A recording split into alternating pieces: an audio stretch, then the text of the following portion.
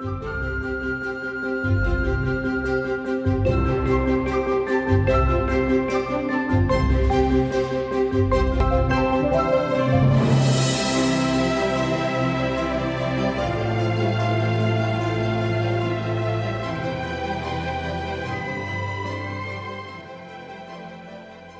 hope you like and follow so you can get notified of new episodes.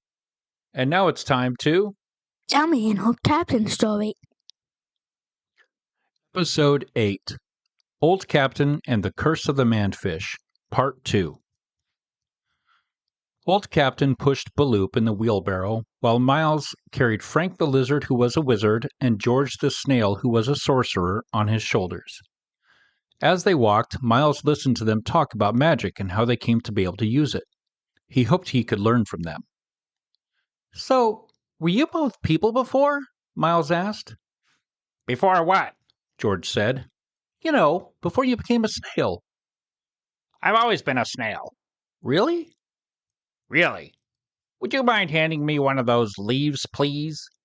George pointed with a slimy appendage he grew to be like a small arm with a three-fingered hand to a cluster of leaves on a low-hanging branch.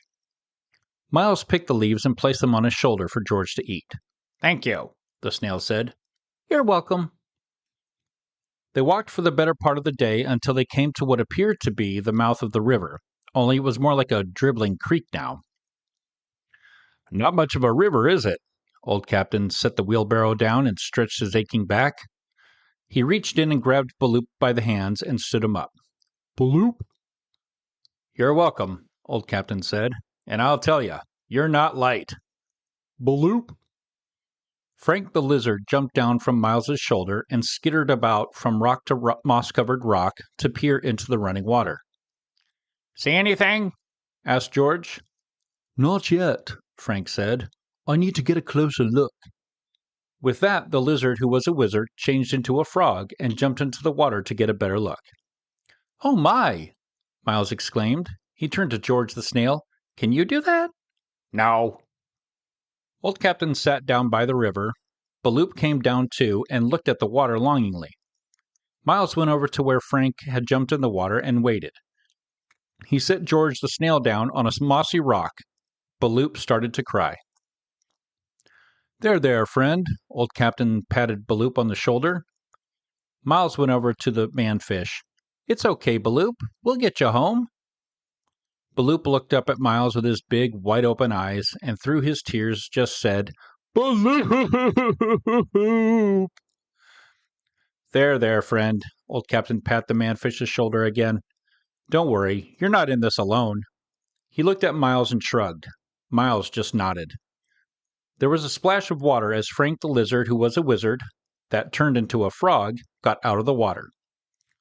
What did you find? George asked. The frog shook himself off and returned to the form of a lizard. The heart of the river is gone, Frank said. This used to be a much bigger river, but it's dying now. Dying? Miles asked. Can rivers die? Water is a living thing, George said. All living things die eventually. Well, rivers don't typically die, Old Captain said. That's true, Frank replied. It is odd to see this, especially given that this area is not currently experiencing any drought. So what do we do? Miles asked. Balloop can't stay human forever. He'll never make it. The boy has a point, George said. Any ideas, Frank? Well, there's a group of tadpoles down there who said that the heart was stolen by a cat with spots. A big cat. A cat with spots? George wondered. I don't believe I've seen a cat that fits that description around here, said Old Captain. Did anyone besides the tadpoles see this cat? George the snail asked. Miles walked over to a pine tree and put his finger in a glob of sap that had not yet dried, and dabbed it once on his tongue and a dab on each earlobe. Excuse me, Mr. Tree, he said softly. Did you see anything unusual around here lately? A breeze ruffled through the branches of the pine tree, and Miles heard a voice answer him. Mister? I'm no mister. I'll have you know. Oh, I'm sorry. I didn't mean it. Oh my, you're barely an acorn, are you? The tree said. My name is Marcia. Marcia Tallbark. Nice to meet you, Miss Tallbark. I'm Miles. How can I help you, Miles? Miss Tallbark asked. Well, you see our friend over there by the water? The one with the silly hat? No, not him, Miles said. The other one. Oh, Marcia said. You mean the fish with legs? You can tell? I remember the day he walked out of the water and wandered off. I've seen a lot of things in my day, but never anything like that. I have a friend, Alice. She lives downstream. She says she saw him walk off and try to get back in the water, but every time he did, he nearly drowned. Yeah, that's how we found him.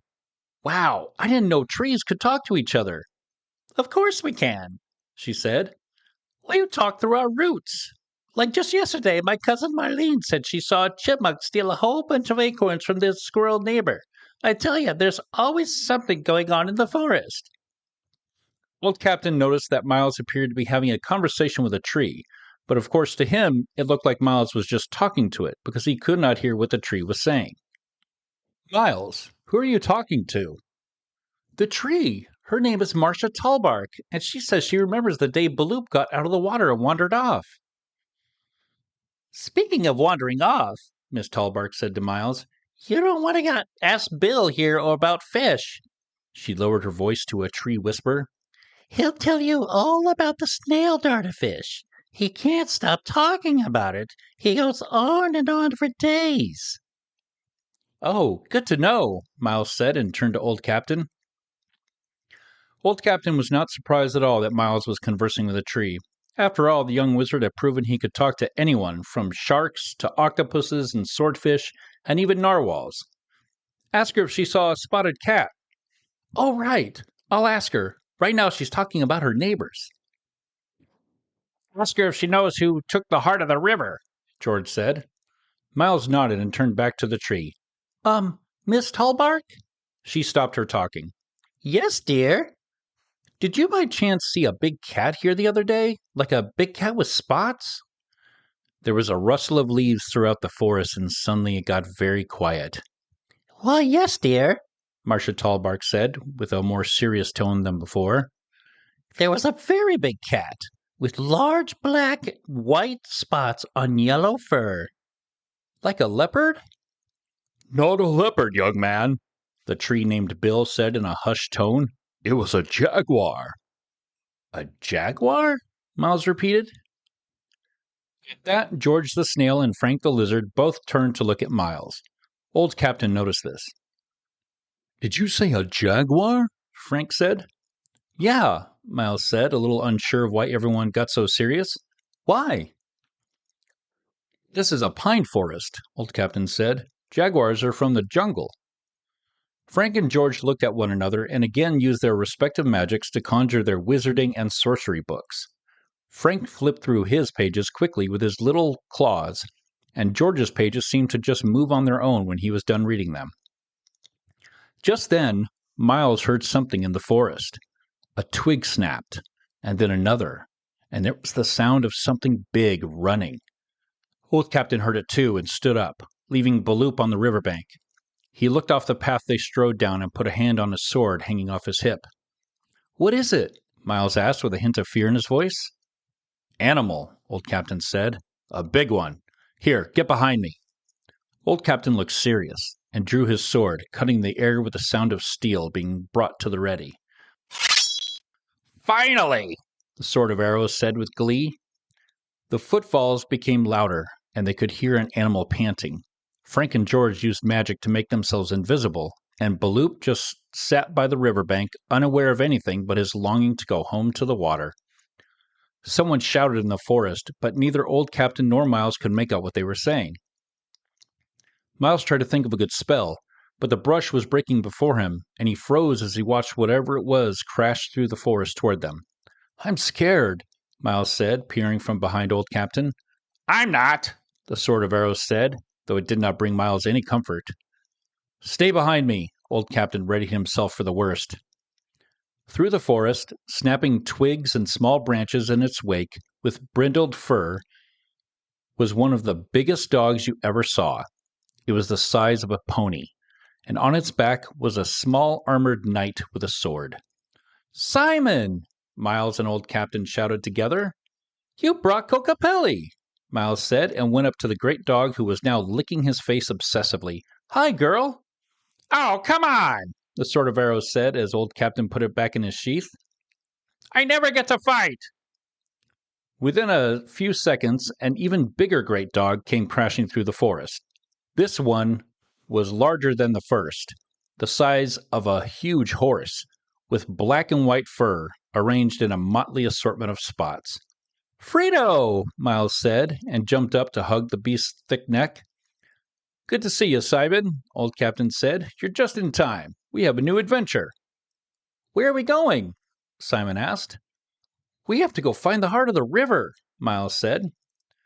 George the Snail and Frank the Lizard both became visible again as they realized they were no longer in danger. The giant, wet black nose of Frito loomed in George's view as the huge dog bent down to let his nostrils investigate the tiny sorcerer. "It's not going to eat me, is it?" George cried. "Frito," Old Captain said. "Come here, boy." Frito went to Old Captain and gave him some licks on the face, apparently forgetting about the snail sorcerer. "So how do we find this heart of the river?" Simon asked. "Good question," Old Captain replied. "You'll need a guide," Frank the Lizard said. "We've sent for one. She'll lead you to it." Just then there was a great raptor cry, and a shadow came over all of them.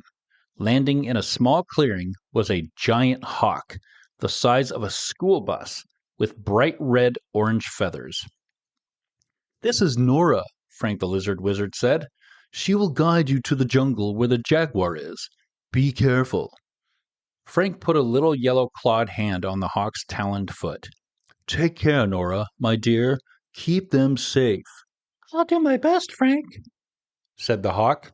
"but we should hurry. There is a storm coming, you know." "How are we all going to get there?" Old Captain asked. "You and the boys can ride on my back," said Nora the Great Red Hawk. "but the dogs will just have to follow us."